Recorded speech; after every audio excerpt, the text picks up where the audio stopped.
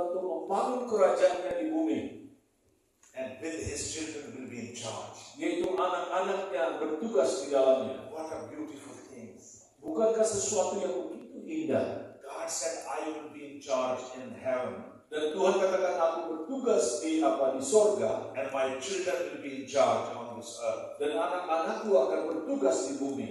And we read in the book of Genesis chapter 1 and verse 26. Yaitu ketika kita membaca Kejadian pasal 1 ayat 26, That's why the scripture said, God said, let them have dominion. itulah sebabnya Alkitab mengatakan, biarlah mereka berkuasa di bumi. So God gave us everything here.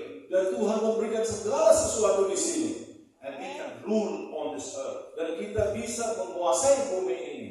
And that's why my message this morning. Itulah berita yang aku sampaikan pada pagi ini. When you understand this purpose, Ketika saudara mengerti akan tujuan ini, it's changed everything. itu akan mengubahkan segala sesuatu. Bring truth, freedom to your life. Yaitu memberikan kemerdekaan dalam hidup Anda.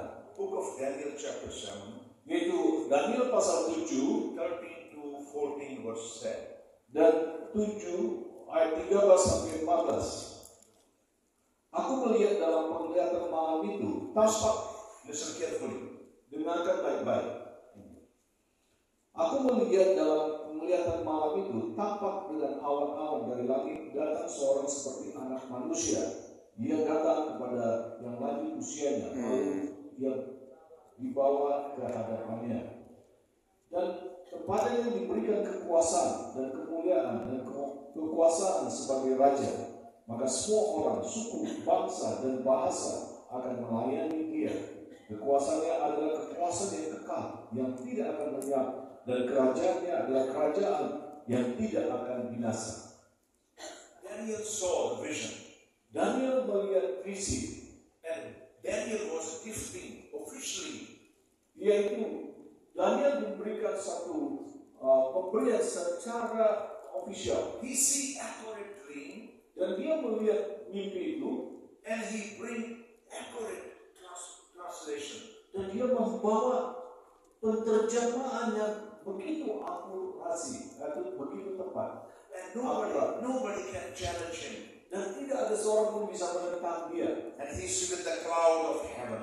Dan dia melihat langit-langit, There came on the light a son of man. ada seorang yang datang seperti anak manusia. In the Bible, Dalam Alkitab mengatakan, this is the first time God saying, son of man. inilah pertama kali dikatakan anak manusia.